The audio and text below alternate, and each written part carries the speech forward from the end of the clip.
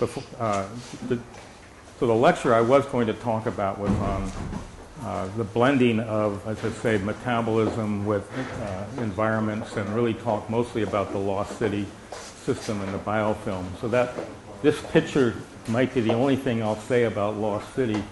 That's a biofilm, and these are individual cells embedded in a exopolysaccharide type matrix. This is going on at pH 11 and at 92 degrees Celsius. And this is a single species, but it's differentiated into more than 20 different, what we call ecotypes almost, with some that are actually oxidizing methane anaerobically and some making methane. But they're the same species, all working in the same biofilm. It's an extraordinarily interesting biofilm. But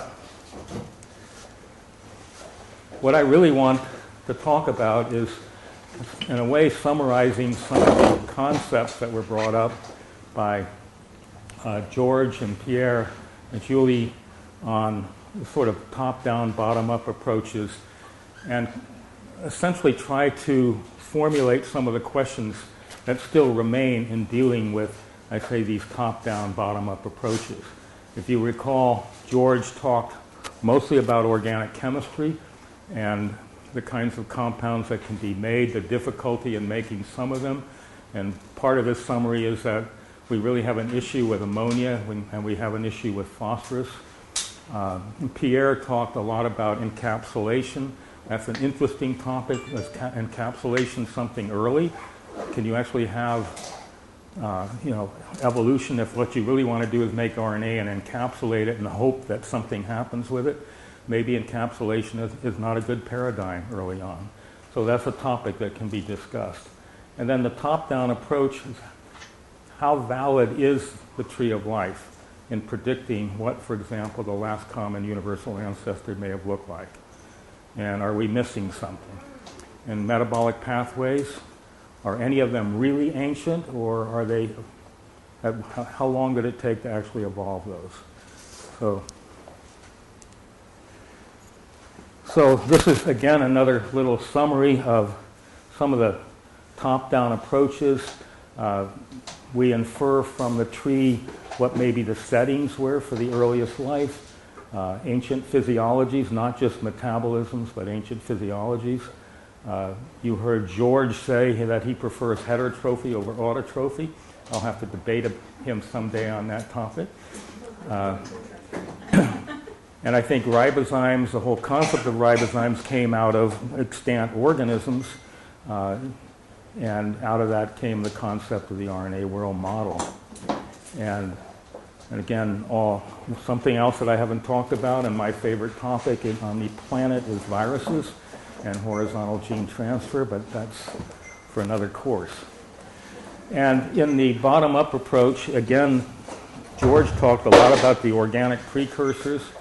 And I think one of the take-home messages for me on the organic precursors is that meteorites and comets have a better idea on how to make some of these than we do in the laboratory. And so just even understanding how we can find in meteorites ether-linked lipids that are found in archaea or a variety of other compounds is going to be fairly interesting. So that's just a kind of a summary. So we talked about the replicator first versus metabolism first. And again, replicator first is based on the RNA work. And we heard from Pierre some really major progress is being made in understanding the multiple functions of RNA, the fact that more than 50 MERS bases can actually be replicated on messenger RNA today abiotically. And while we haven't talked about this, and one of the Origin of Life meetings I went to, which was focused on the origin of the ribosome, there is a huge amount of work being done on the origin of the ribosome, and eventually leading to transcription, translation, etc., that requires a code. There's also a lot of stuff on the code that we didn't talk about, and the evidence for a 2-base code versus a 3-base code, and these are all major key topics in origin of life studies. So the replicator first predicts that RNA preceded DNA, and this is the simple RNA world. RNA and eventually making protein. And the prediction from this is that at some point this led to a ribosome of some kind and the protein synthesis. And if we look at, I think, the full of the early RNA world with the informational RNA and functional RNA, so the functional RNA can actually be used both for replication of RNA and for eventually translation. And then we had the RNA. This is the view of the RNA world of information, functional, and proteins, which means that some kind of ribosome was built, and then modern molecular biology is today. I mentioned earlier that deoxyribose found in DNA so far requires enzymes to make it. So it's almost as if after proteins were made in the RNA world somehow. Now, depending on who you read, I have a colleague in France, Patrick Fortier, who actually believes that DNA world started in viruses, and that it's viruses that actually transform RNA organisms and DNA. It's very, I'm not saying that that's a fact, but he has several papers on that topic. There's a lot of interesting stuff in that direction. And we heard a lot about Leslie Orgel, and I thought, I remember hearing him talk, and he put a slide up with his dream on it and talked for 40 minutes just on this one slide. So the idea was the formation of precursors to nucleic acids on Earth and their accumulation. The next nucleotides were formed from prebiotic bases, sugars, and phosphates. And then there was some kind of mineral catalysis, and he pointed out clays particularly needed to catalyze the formation of polynucleotides. And next, among these double-stranded RNAs, there's at least one, the sort of rare event RNA that yields a single-stranded ribosome capable of copying itself, complementary RNA. And the idea that this would eventually lead to some exponentially growing population. So this was Leslie Orgel's dream. I just thought I would. Those of us who actually got to meet Leslie Orgel, it was a great pleasure. There's no question about it. He was a very bright man. Worked a lot with Francis Crick. You guys know who Francis Crick is, so Watson Crickery and DNA. Anyway, he and Francis Crick published an incredibly interesting paper once. But he said life started here by directed panspermia. So directed panspermia means that some intelligent life planted life on the Earth and has been observing us all along.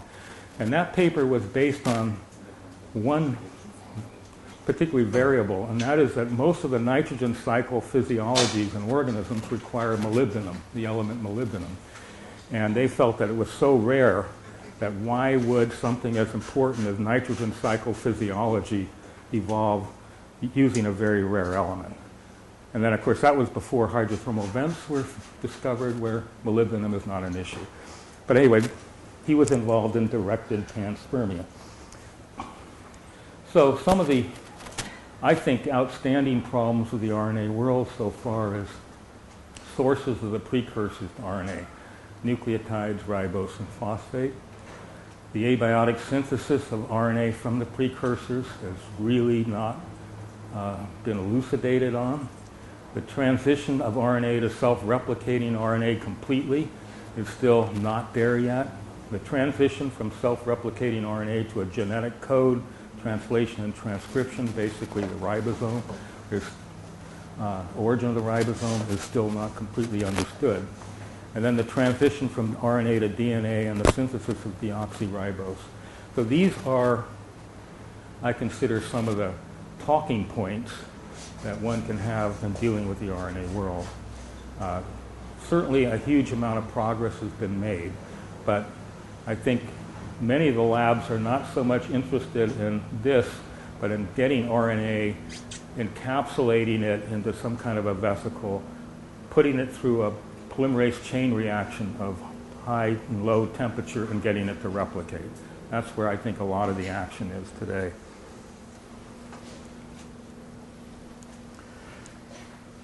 So the long time model is that self-replicating RNA emerged from an organic soup. This is not universally accepted by the origins community anymore. And some of the problems with the soup world, I'll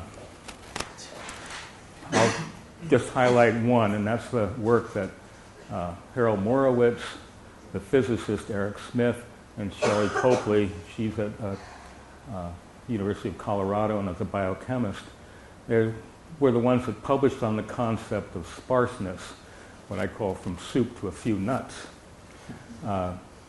So they thought that some kind of proto-metabolic network that produced high concentrations of key organic compounds in not an organic soup is necessary first step. And Eric in particular has used a physical model to basically point out that the probability of getting anything useful if you have too many organic stuff mixed together is so minute. And I'm not going to go into that model, but they're thinking along those lines. So the origin of RNA world required a proto-metabolic network to produce huge amounts of the intermediates that can lead to RNA.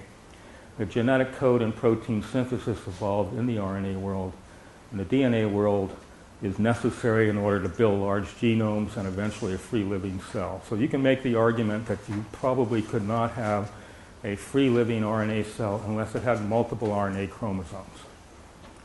And that offers a very interesting concept with regards to, was the first multi-chromosomal organism like a eukaryote really an RNA organism?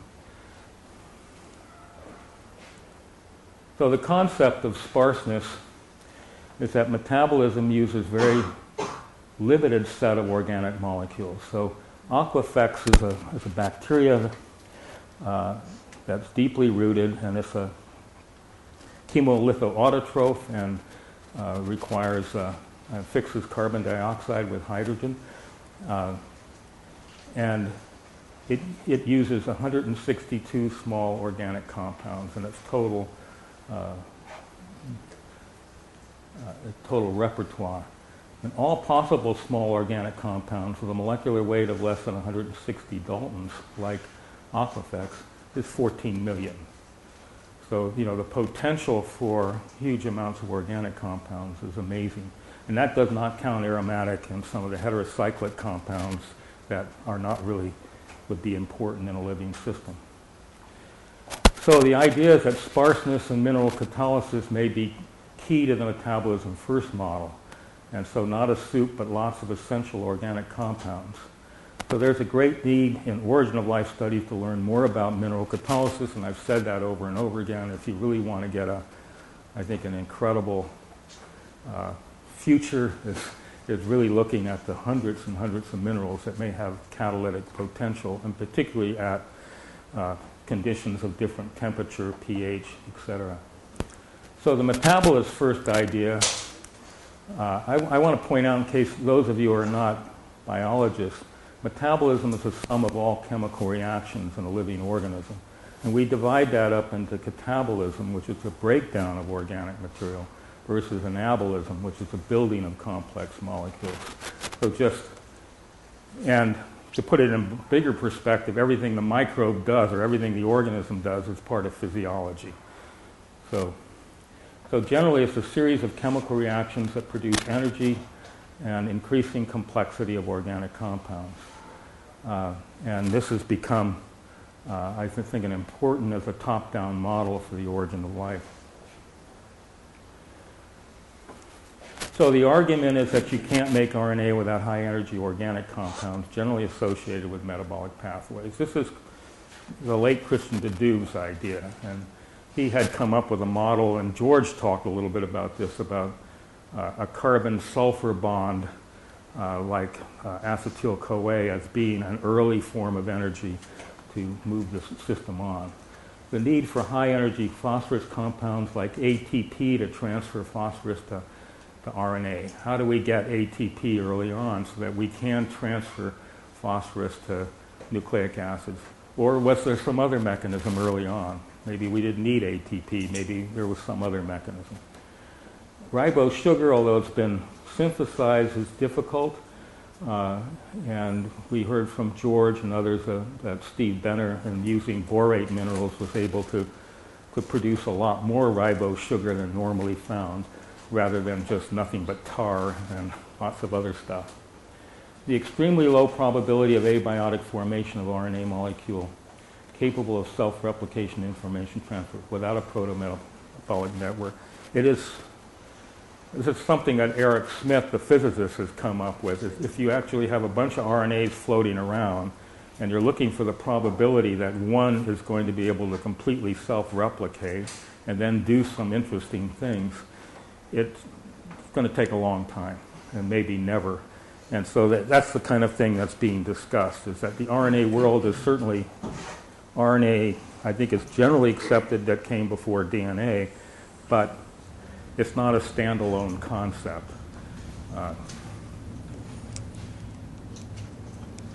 So there are some relevant papers that have come out relatively recently. This is a 2007 paper by Contello and Alice, and these are the first papers to actually look at a whole range of protein folds I mentioned in a variety of proteins.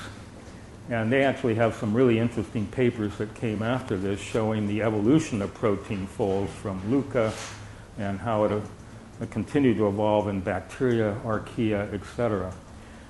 They suggest that modern metabolism involving proteins originated in nucleotide metabolism. So when they look at these ancient folds, they find that modern metabolism, that nucleotide metabolism seems to be some of the most ancient metabolic systems involving proteins that they know of. Their findings suggest that modern metabolism developed early at the onset of protein discovery, and origins had benefited the formation primarily of the RNA world. So there's a lot of work that's been done on the protein fold since 2007, and it's been a powerful technique in getting some idea of what proteins came early on. A couple of other papers that have come out recently. This is a 2015 paper where they actually look at the replication. They find that through experiments that short genetic polymers replicate faster and outcomplete longer ones, which leads to this ever shorter sequence and less genetic information. So they were very concerned about this, and here they show that a heat flux across an open pore and submerged rock concentrates replicating oligonucleotides from a constant feeding, grow, and select for longer strands. So this is the first paper that actually says that you can actually make longer strands of oligonucleotides given the set of conditions, which is a thermal cycling that they actually had. And they make the point that this is the kind of thing that goes on in certain kinds of hydrothermal systems. So again, this is a brand new paper that came out, and again, making longer strands of oligonucleotides. So in this case, strands of 75 nucleotides survive, whereas strands half as long die out, which inverts the above dilemma of the survival of the shortest, as I would put it. So here's a case where you can actually... Another interesting paper that also that came out in March 2015, the mineral greigite, which is an iron sulfide mineral, presents similar surface structures to active sites in modern-day enzymes. For example, this is a carbon monoxide dehydrogenase enzyme and the greigite surface. It shows this iron-sulfur system. And these authors showed that particles of greigite can reduce CO2 under ambient conditions into chemicals such as methanol, formate, acetic acid, and pyruvic acid. And their results support the origin of life theory in an alkaline hydrothermal vent, which is what is going on in this particular set of experiments. So these are some of the new stuff that's going on in synthesizing organic compounds and perhaps making longer polynucleotides. There's more of this stuff, so I have to I've been under extreme instruction to keep my talk as short as possible so that all of you have a chance to talk. So what next? So those that study the bottom-up approach are primarily organic chemists and biochemists, and they're all trying to make precursors, organics to RNA or to metabolic networks. Those that study the top-down approach are from many disciplines and are interested in realistic settings and believe that some form of energy, proto-metabolic network, is needed to synthesize. I think today both of these are converging pretty well by a subset of people in the field. There's still outliers that have their own thing going, but for the most part, I'm seeing a lot more. I see even some of the RNA world people, because they want a thermocycle to go on, hot, cold, dry, wet, are thinking more about settings now than they used to, which is, I think, a very positive approach. Another aspect of this is, and we heard a lot about the tree of life, and the tree of life is based on the top-down approach. And so based on the tree of life, we try to assume certain things about the base of that tree of life and what perhaps LUCA may have looked like. So the base are, many of them are extremophiles, both bacteria and archaea that grow at high temperatures, high and low pH, high salt. Now, the highest temperature so far is 122 degrees Celsius, and that is a methane-producing organism. The pH range is about -1, I don't know what -1 pH is like, to about 11 or so. Salt up to supersaturation. Obviously, we talked about how, about water, and some people even mentioned it in a negative light. Actually, you cannot have life without water. In fact, you can't even have enzymes without water. So I'll make the point is that I've been very interested in activities in organic solvents. And a lot of enzymes do a lot of very interesting things when they're placed in organic solvents. Now, among other things, there's an E. coli set of enzymes that in a mixture of solvents and water, to keep the water liquid at extremely low temperatures, that enzyme is active at -100 degrees Celsius. But in pure, you cannot remove all the water from an enzyme. There's at least going to be 5% water bound, and if you remove that last 5%, you change the structure of the protein. So out of the tree of life, I think, has come the origin of metabolism, ideas about that. I mentioned the RNA world. The role of viruses in the origin of life is just something that Carl Woese talked quite a bit about, and I've talked quite a bit about in some papers that I've actually written, as the horizontal gene transfer by something like viruses or other elements are absolutely necessary for two things. One is the selection of best fit genes, and two is the building of a genome. And in fact, George mentioned Bob Shapiro, who was also a very interesting man. I always loved talking to Bob. And I've mentioned to the class already that my favorite book on the origin of life is by him. And it was published, I think, in the late 1980s. And he uses a debate throughout the book on metabolism first versus replicator first. But among other things, he says what it would take to build a genome from scratch the size of E. coli. It would be over 10 to the 30 years by chance. So there needs to be some other mechanism. So getting a glimpse of LUCA, do we ever interpret the tree of life regarding the origin of life, and instances about, do we overinterpret that? Was there more than one tree of life? What is the nature of LUCA, and how did LUCA acquire the key molecular and biochemical characteristics that all life still possess, the unity of biochemistry? And how is the discovery of new microorganisms changing our perception of phylogenetic lineages? So I'm going to talk a little bit about some papers that have come out in the last 2 or 3 months also on this topic. first of all, was there only one tree of life? And so this is a simplified version of the Woese tree in the 3 domains. Was there some other proto-tree early on in which one branch selected out for the unity of biochemistry, and it led to this tree? Were there many extinct trees? And one can make the argument on all of these. The problem is, we're dealing with about a 400 million year period where there's nothing and then there's life. And so, but this is something to think about. What led to this unity of biochemistry and this lineage, where we're all related to the same organism? And how is the discovery of new microorganisms changing our perception of phylogenetic lineages? Well, the first paper that came out that questioned that lineage came out in Nature in 2012. It's a Williams paper.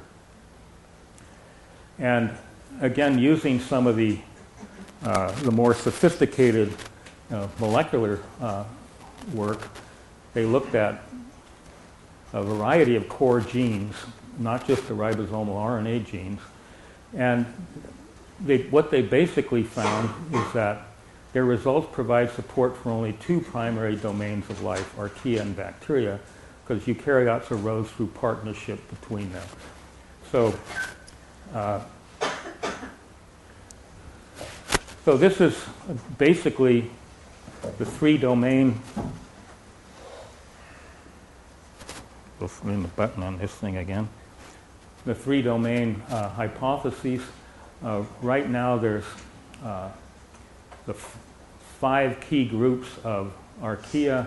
The Archaeota and the Thaumarchaeota are fairly new, and I'll talk a little bit about those. And the Crenarchs, and then the Euryarchaeota include the Methanogens and several others. And so this is the tree with eukaryotes branching off of particularly this core group here of what we call the TAC group, Thaumarchaeota, Algarchaeota, etc. In the Williams paper, they found too many overlapping genes between particularly these 2 new groups of archaea and eukaryotes to actually provide them to include the eukaryota within the archaea. In this case, just a 2-domain tree of life. This was controversial when it came out. So this is the group. If you've not been familiar with archaea, this is the TAC group. The Crenarchaeota are for the most part, many of them are the high-temperature anaerobic organisms. Many of them use CO2 as carbon-fixing pathways. There's at least one Crenarchaeota that has a CO2 fixing pathway that we don't understand yet. And Julie talked a little bit about the 6 CO2 fixing pathways. There's probably at least 7 and possibly 8 as we discover more of these groups of organisms. The Thaumarchaeota is really, for years and years, it was called marine group 1 archaea. It's a dominant organism in the ocean. We had no idea what it was. It wasn't cultured. So a few years ago it was cultured, and it turns out to be an ammonia oxidizing organism. And it's really changing a lot of the way we think about things. It's a very dominant organism in the ocean, and like most archaea, they're extraordinarily efficient in utilizing low levels of energy. Thaumarchaeota is very interested, and it has a dominance of copper enzymes. It's extremely interesting, but I won't go into that. The Alchaeota, it should be an L, has been detected a couple of years ago, 2012 and 2013, in a deep mine. It also uses hydrogen CO2 or CO and a variety of electron acceptors. And the core Archaeota was first discovered at Yellowstone. It's not cultured, but at one time was thought to be the deepest root of the archaea. What we know so far, the metabolism may not be clear, but my colleagues in Germany say it's an iron using organism primarily, and likes to use Fe3 as an electron acceptor. So the Archaeota, which is the source of eukaryotic ubiquitin genes, and this is what the basis of that paper. And the ubiquitin family encompasses about 20 proteins that are involved in post-translational modification of various macromolecules. And it's thought to be found only in eukaryotes. They regulate a strikingly diverse set of cellular processes involving transport, breakdown of protein, translation, etc. And more substrates are being found involving ubiquitin-type genes. And several of these ubiquitin-type group of proteins were identified in this Archaeota genome. It's the first time this was found in a prokaryotic organism. Wow, so this was ubiquitin they thought was just exclusively found in the eukaryotes is now found in archaea. So the implications of that Williams paper, it provides evidence that there are only two domains of life. The archaea's main role in the origin of eukaryotes by founding the host lineage for the mitochondrial symbiont. So in order to actually make the eukaryotes as we know it, an organism has to evolve that can actually encompass a mitochondria. Now I'm not going to go on what's the nature of the first mitochondria. I'm not going to, other than its closest relative is among a group of what we call gram-negative bacteria, the alpha proteobacteria. So the implications is that the emergence of the host lineage from archaea occurred after the emergence of the alpha proteobacteria. So if that ancient lineage in the archaea predates 1.7 or 1.9, could there have been other symbiotic associations that either didn't survive or maybe we're missing something? I want to make the key to eukaryotes is that some organism embraced the mitochondria. And what we know prior to this, let's say this paper, was that the eukaryotic genome, its ability to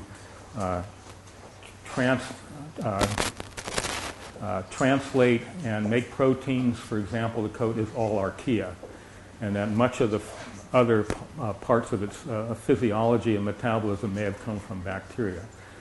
And so, for example, one of the models is that the membranes, the nuclear membrane, for example, and some of the other membranes seem to have its closest homologue to bacterial heat shock proteins. So, I mean, there's some interesting stuff that go on in this sort of symbiosis. Well, of course, keep in mind that's a 2012 paper, and it's still a little controversial. But I'm going to take you to Loki's castle here, which is in the key Arctic ridge. It was a hydrothermal vent system discovered in 2010 as a part of a seamount. It has unbelievably unusual animals associated with it, which unfortunately I don't have time to talk about. So, in a paper that came out just a few weeks ago, they found in this particular hydrothermal site, they discovered this, what they call the Loki Archaeota. It's a novel candidate archaeophyllum, and it forms a separate group with eukaryotes in the phylogenetic analysis, or phylogenomic analysis.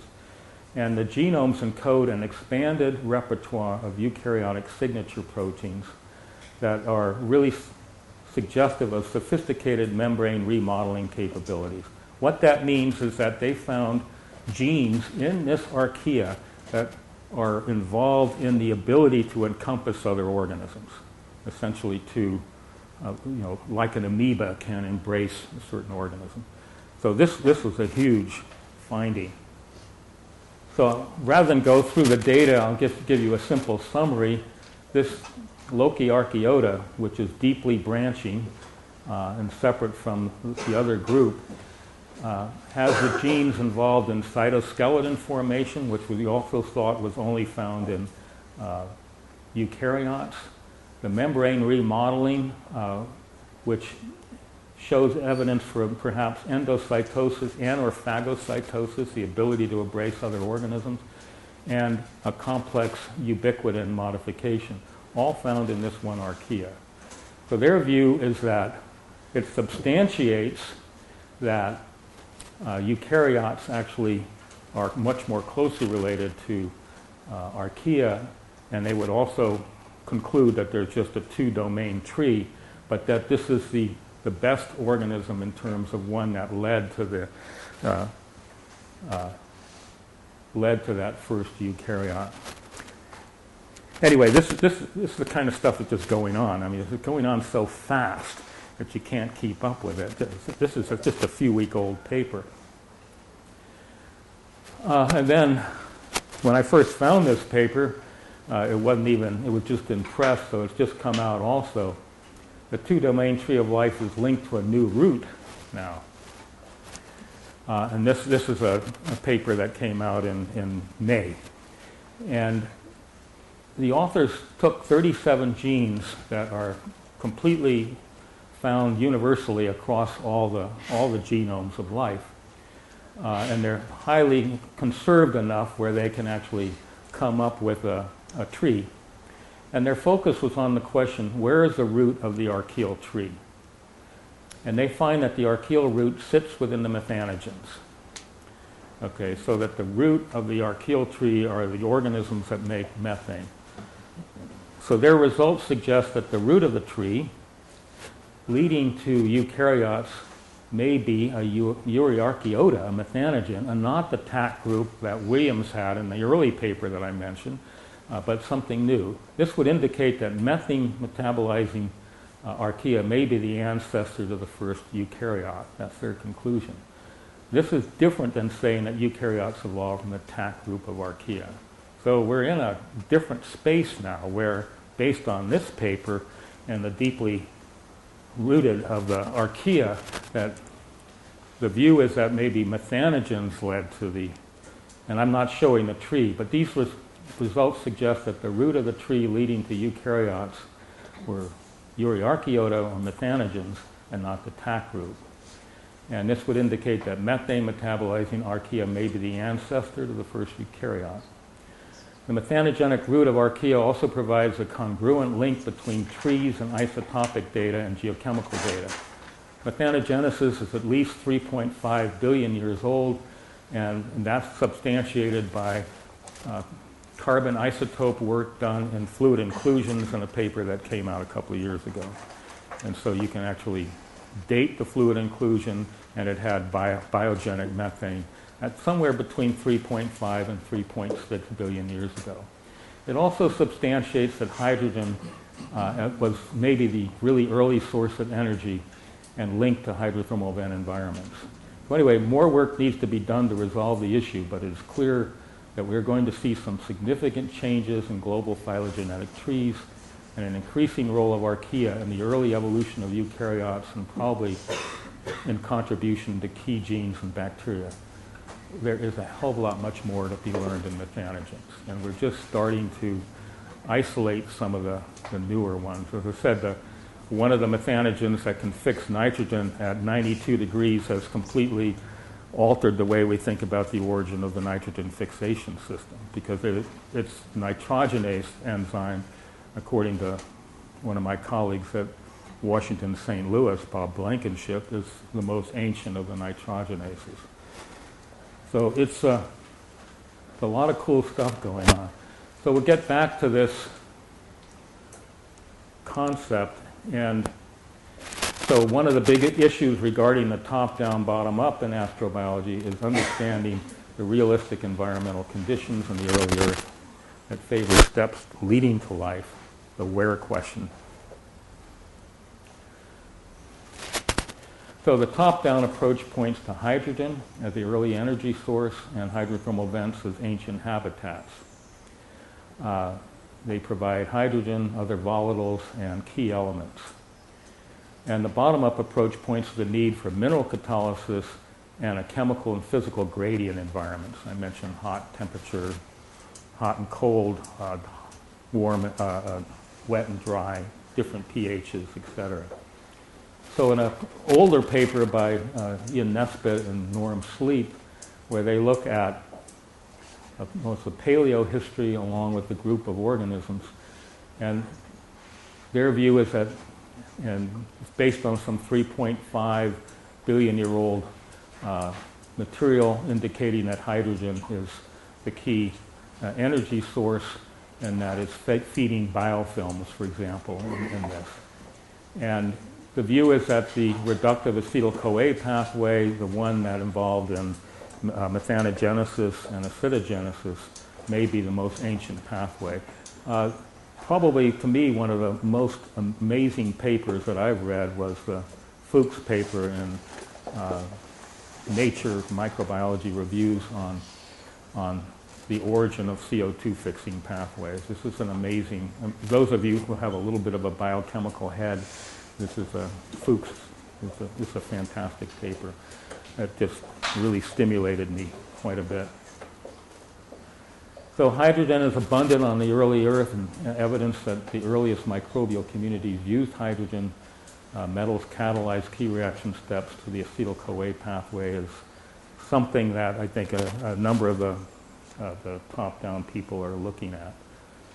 And I just took some stuff from Van Kenfield, one of his papers in 2006, and looking at what I think are the electron donors that were found in the anoxic early Earth, and hydrogen, hydrogen sulfide, sulfur, iron, methane, ammonia, and formaldehyde. And one of the things that stands out in Canfield's paper is that hydrothermal systems and other volcanoes produce all of this stuff. And this is the main source. And the kinds of metabolisms that are associated with this, you can see obviously methanogenesis, photosynthesis, anoxygenic photosynthesis. And how far back does anoxygenic photosynthesis? We don't know, but there's some evidence that it may go back to 3.5. Also, maybe the issue at 3.7 or so billion years ago may also have been a photosynthetic organism. So this is the kind of, how many of you know what anammox is?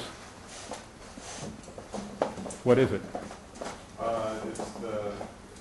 It's NH4 plus reacting with nitrate or nitrite and turning it back into N2. gaseous.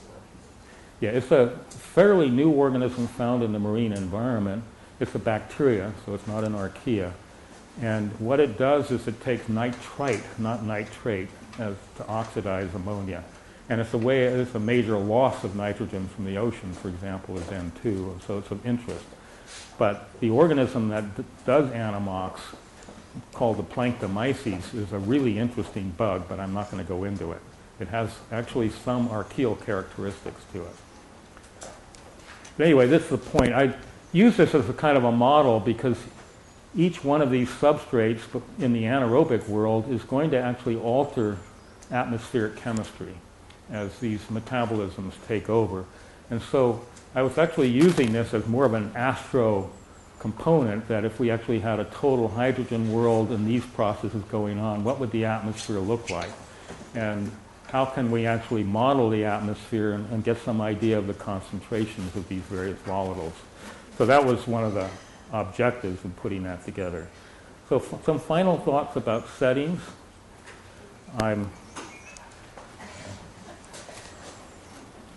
The geological sites we mentioned on my first talk, I just summarized them in a table, but I was going to say a little bit more about peridotite-hosted hydrothermal systems. Again, generally 90, 92 degrees, pH up to 11, high concentrations of hydrogen, methane, formate acetate, hydrocarbons, porous calcite for concentration of organic compounds. Some of the work that was done at Caltech JPL on these carbonate structures show that it can actually concentrate nucleotide bases at about 5,000 times or more from a liquid environment. And so those pores on the calcium carbonate may actually be a source of reaction for nucleotide bases. Can't get into it. So some final comments, since I didn't have time to actually talk about Lost City today. I am forced on this short presentation, but some of the final comments that I think are really worth discussing is the need to better understand nitrogen and phosphorus cycles in the Hadean. It's something that George brought up. Likewise, electron acceptors besides CO2, sulfur, and iron. And there was some of you are very interested in the possibility that you can, using UV light, make different forms of oxidized forms of nitrogen, nitrite, nitrate, nitrous oxide. Those are powerful electron acceptors. So if you can come up with a model of, let's say, 100 million years where you're making a ton of nitrate or nitrite before there's life, then you'd actually have something to play with. That's an excellent way of making ammonia, and it's also a wonderful electron acceptor. So obviously, better understand the catalytic potential of minerals known to be present in the Hadean, and measure their catalytic, different physical conditions, pH, temperature, and pressure. They're probably going to have different reactions. Right now, we're only focused on a few minerals.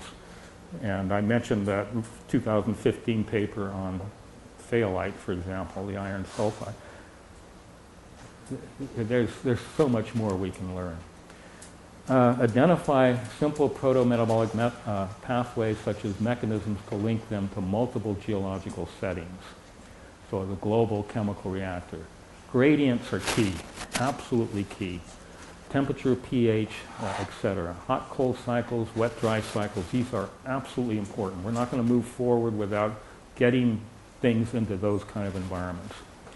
Better understand the physiological and molecular characteristics of key groups of microorganisms, and particularly among the archaea. Those last couple of papers that I showed are just the tip of the iceberg, I guarantee you.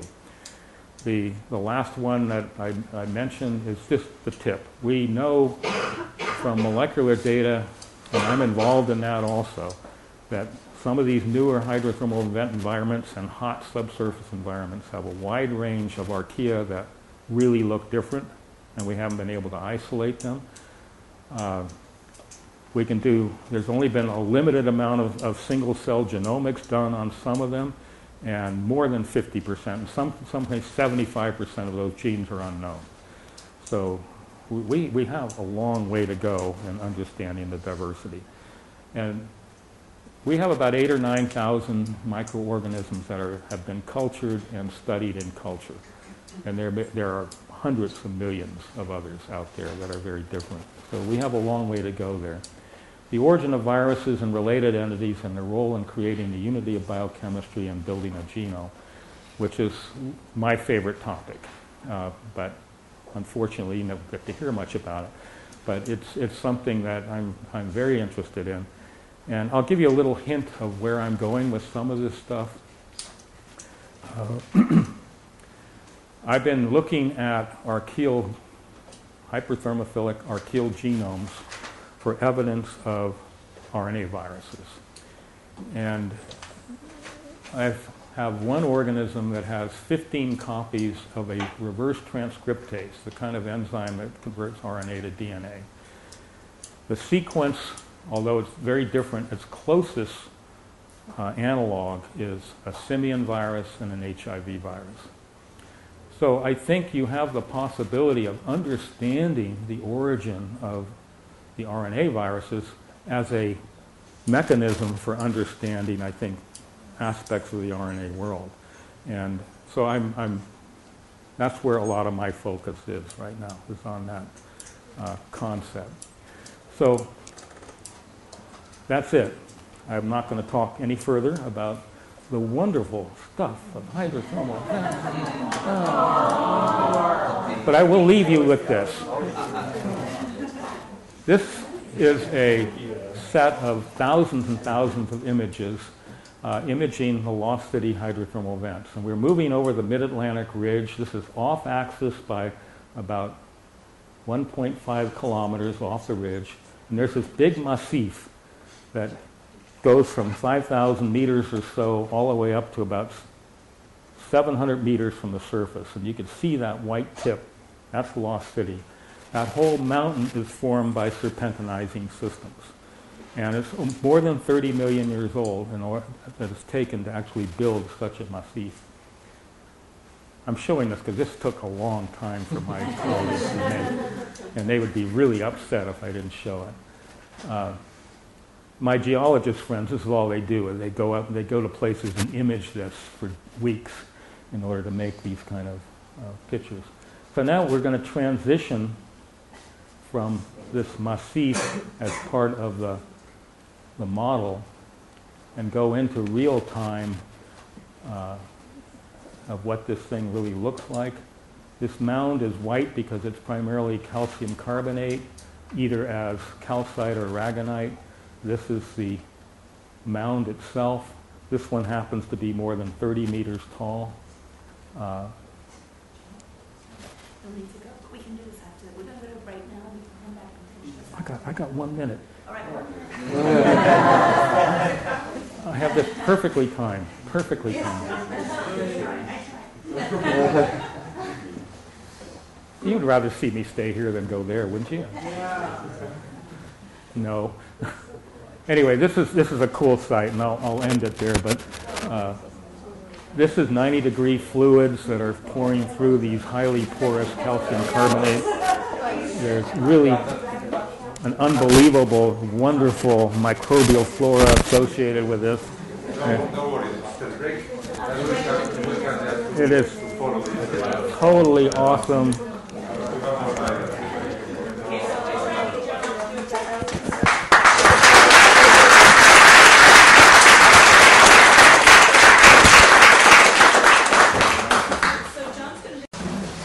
Well, I'm going to keep this fairly short because I'm just going to talk about a little bit of Lost City. And even though I'd love to show you some of the wonderful animals, events, and the one thing that I think is incredible about hydrothermal vents is evolutionary diversity, both in the microbial world and in the animal world. It probably no other single environment actually encaptures so much evolutionary diversity because there are just so many different kinds of gradients in those environments.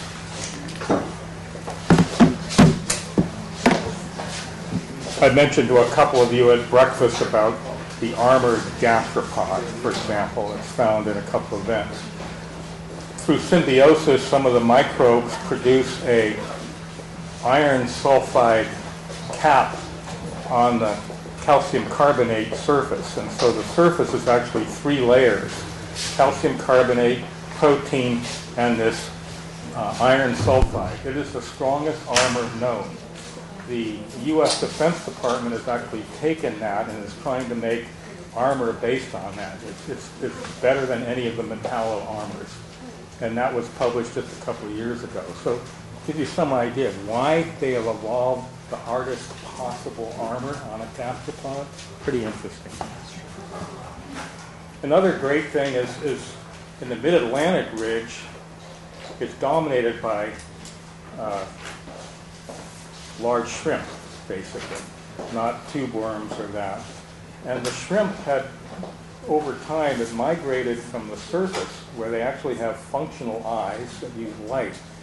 And the eye spots have evolved to be heat sensitive. So they no longer can see light, but they can detect heat. And they actually garden, what we call garden, on their surfaces. They move as close as possible to hot hydrothermal fluid so as to give the nutrients for microbes that grow on their shell, and then they eat each other, eat off each other, and eat each other. And you can see some have these filamentous bacterial whiskers right close to their mouth, and they grow them and eat them. It's our future, you know. When food becomes, run out, we'll have our own biofilm to graze on. You know? Maybe that's our future. One of my students actually detected, we found limpids at the vents that grew in these gigantic mounds. They're all on top of each other. Limpids are like little caps, little single-cell mollusks.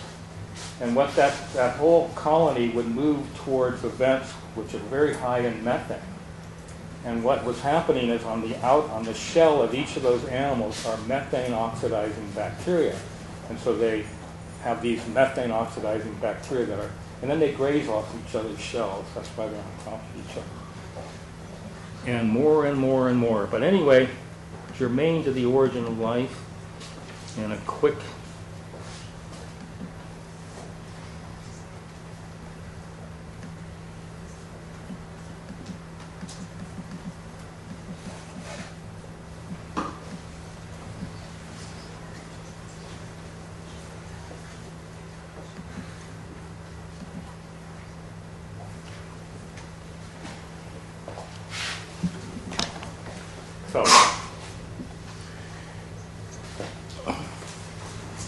not going to say too much, but we heard a little bit about the COMAS vent, for example, at almost 5,000 meters at the Mid-Cayman, reported in 2012. That's the deepest vent so far, and it's a very exciting environment.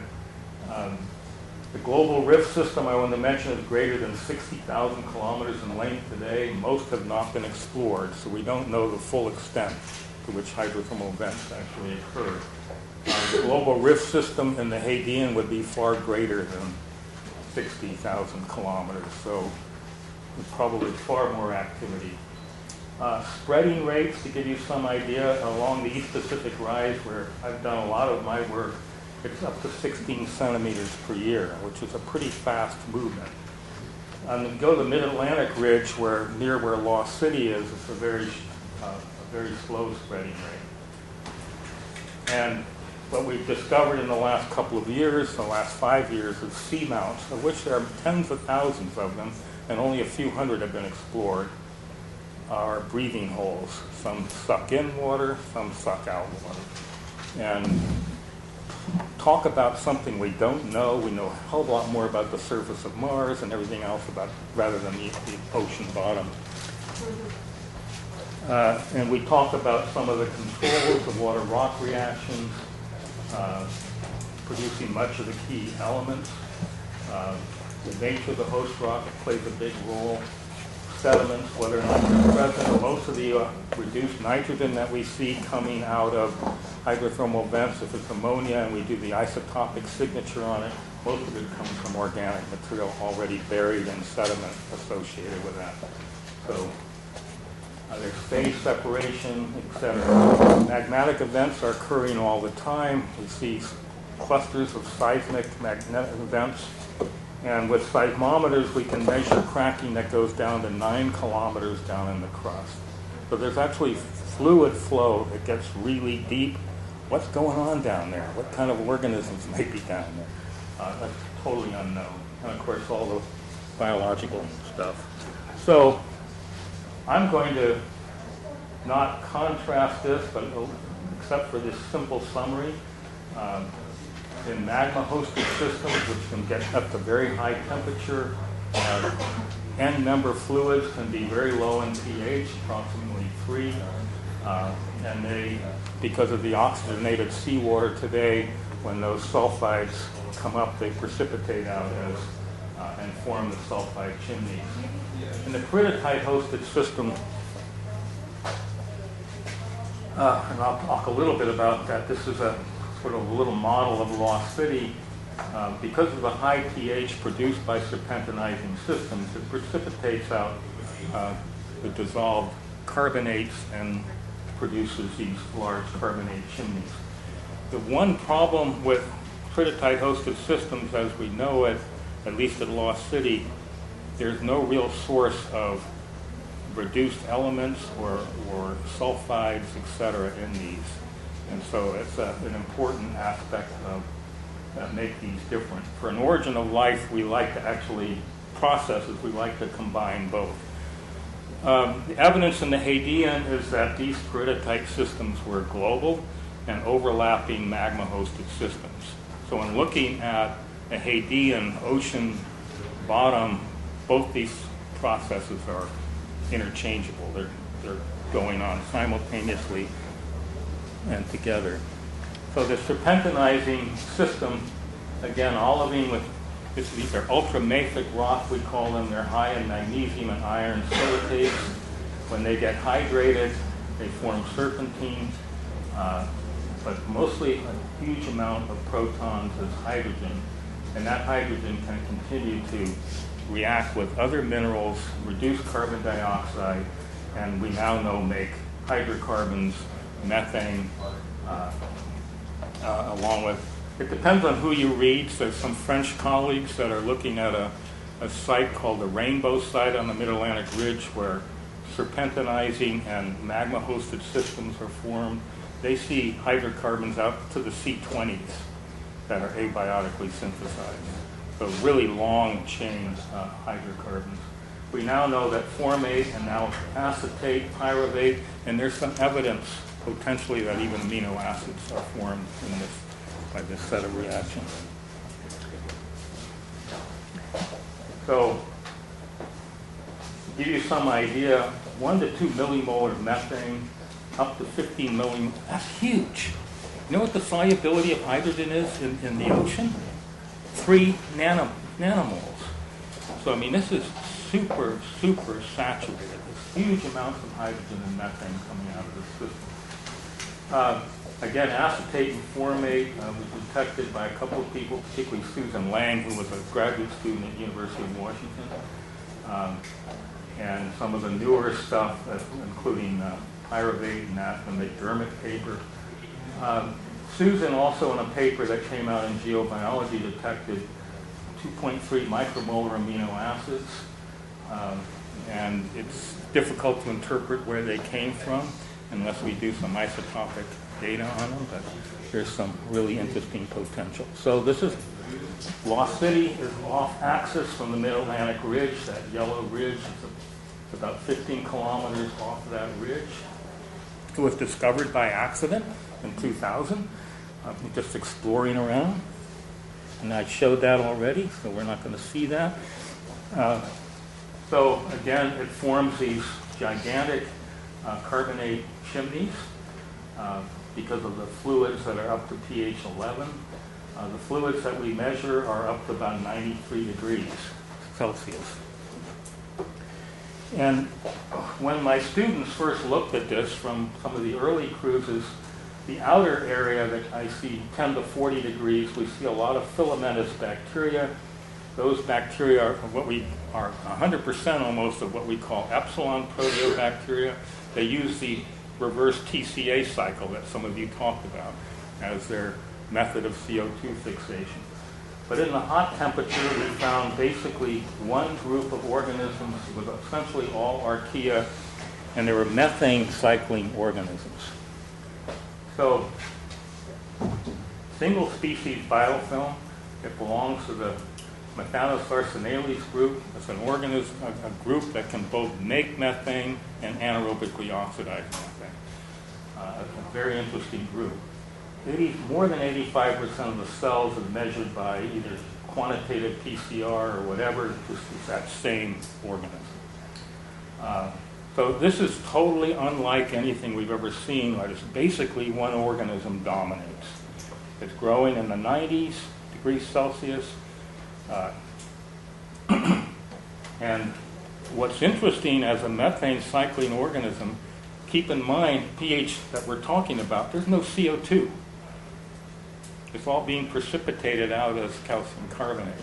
So what is this organism living on? So we use some high throughput molecular techniques that can give us 20 to 100 million reads. And we're looking at components of the RNA using these huge amount of reads. And one of the things we did was we looked at actually 4 samples that we were able to age using uranium-thorium dating. And so we had some that were 30 years old, 40, 100, and then some old systems that were 1,200 years. And we had 200,000 DNA sequences from this, so as to actually look at what might be rare groups of organisms and compare the relative abundance of the DNA in these samples. And I'm making this fast. But what was interesting is that while the majority of, well, first of all, let me go. This is showing the 4 different age groups and diversity across. So in this area here, what we call the 97% cutoff is basically a single species. And as we get out into these areas, the cutoff is less than that. So the majority of organisms are one basic group, a species. But there's a huge number of rare groups that are present already. Sorry, the rector is coming. Okay. To finish. Okay, then. No, well, to finish that this slide and that's all. Can you come finish this slide? I have no more slides, but I mean, Okay, perfect. no, I do have no. In fact, let's just move. I'll move. What I really want to say then, there's a lot of evidence for multicellularity, Okay. including this biofilm, but I'm just going It's to here. conclude. I'm just not having any fun at all here. So I'm going to have one slide, and I want to point out why we're doing this and why we're looking at this biofilm. Because it's a hypothesis that the first living entity was this consortium, and very likely to have used hydrogen. The earliest metabolic networks developed in these organobiochemical films, and horizontal gene transfer in the earliest biofilms resulted in UND biochemistry. All of these processes that I'm talking about here fit the Lost City biofilm, if I had time to talk about it. So anyway, thank you.